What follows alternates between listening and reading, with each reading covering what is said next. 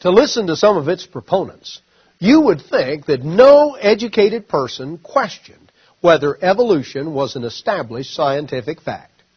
In the almost century and a half since it was first published, Charles Darwin's Origin of Species has certainly proven to be one of the most influential books of our time. It has not only influenced the study of science, but has had far-reaching implications for society as a whole. In the November 2004 issue of National Geographic magazine, the cover article asked the question, was Darwin wrong? Now, the answer provided by the article's author was a resounding no. In fact, the claim was made that the evidence in favor of evolution is overwhelming.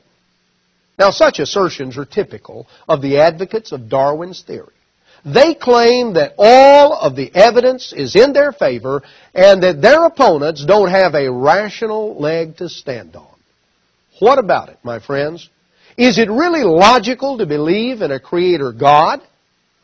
Should the creation account given in the book of Genesis be taken as literal truth? Is it possible to accept the Bible as God's Word and yet to believe that evolution was the means of creation? If you want to know the real answer to these questions, the question of whether or not Darwin was wrong, then stay tuned.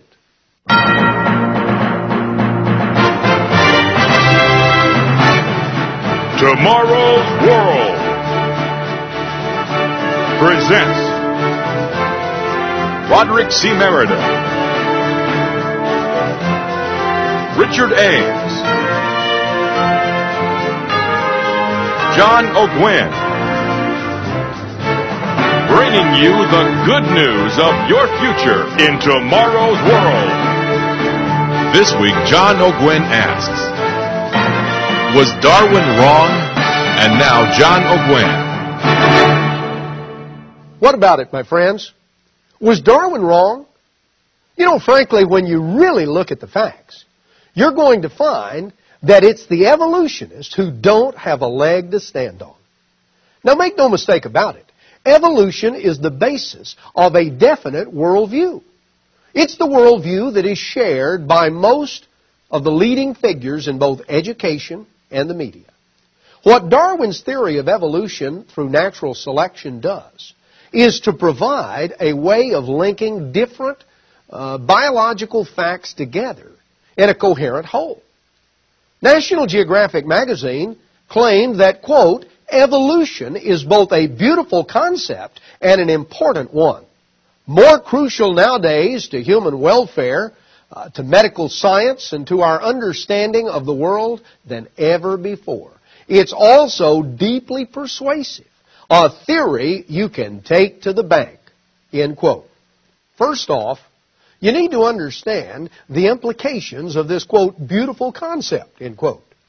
Also, as we're going to see, far from being deeply persuasive, evolution requires a degree of blind faith to believe in it that goes far beyond anything asked of believers in the biblical account.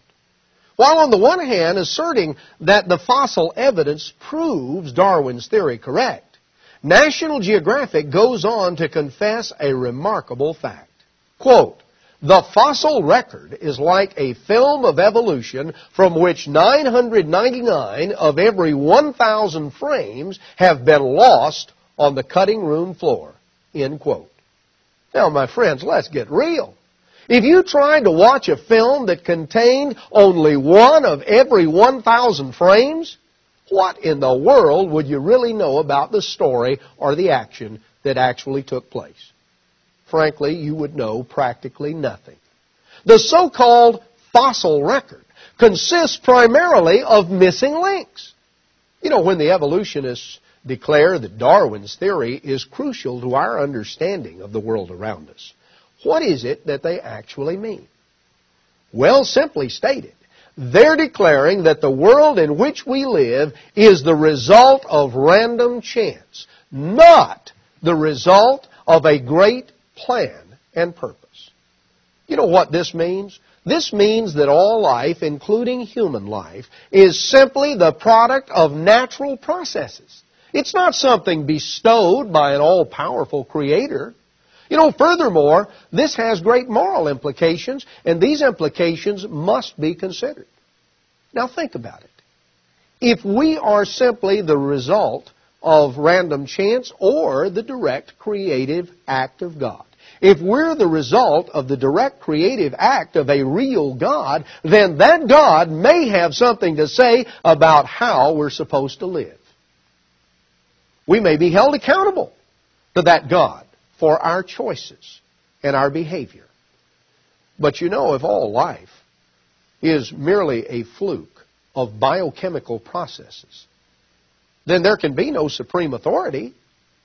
One point made in the writings of many evolutionary proponents is that belief in the theory of evolution frees its adherents from the constraints of biblical morality. Now think about that and what that means. After all, if man is merely an animal, why shouldn't he act like one? That was the idea that Adolf Hitler had. He was an evolutionist. This rationale about the survival of the fittest. And he used that as a justification for his systematic annihilation of Jews, gypsies, and any others that he deemed unfit. Does human life have a great transcendent purpose? Or are we merely a blip on the screen of evolutionary time? Are we made in the very image of our Creator? Or are we simply apes with trousers? Do we have a Creator who has revealed definite laws defining good and evil? Or are such codes of ethics and morality only human constructs? Human constructs that have evolved and will continue to evolve along with human society. Is there a coming time of the Creator's judgment of His creation? Or do we live in a nihilistic universe? These are fundamental questions, my friends. And these are questions that affect who and what we are and how we live. Evolution provides one set of answers to these questions, while the Bible provides answers that are quite different. How can you be sure which set of answers is actually correct? Now, the Bible provides the basis of a worldview that is vastly different from that offered by evolutionary thought. When we look around at a world that is filled with so much pain, sorrow, and death, we have to ask why. Now, according to the Bible, sorrow and death are the direct consequence of disobedience to the Creator. They are the consequence, the result of sin. The wages of sin is death, the Bible tells us. Genesis chapter 3 tells us the origin of sin in the human race and the origin of pain and death and suffering. Now, the Apostle Paul, describing that, dealing with the issues that are described in Genesis chapter 3 with our first parents, let's notice back in the book of Romans what the Apostle Paul has to say concerning the matter of the origin of death. This is in Romans chapter 5 and verse 12. Paul goes on to say, "Wherefore, as by one man sin entered into the world, and death by sin. And so death passed upon all men, for all have sinned." Now, the Apostle Paul explains that death is the consequence of sin. And he further explained that there is redemption from sin. There is redemption and salvation from death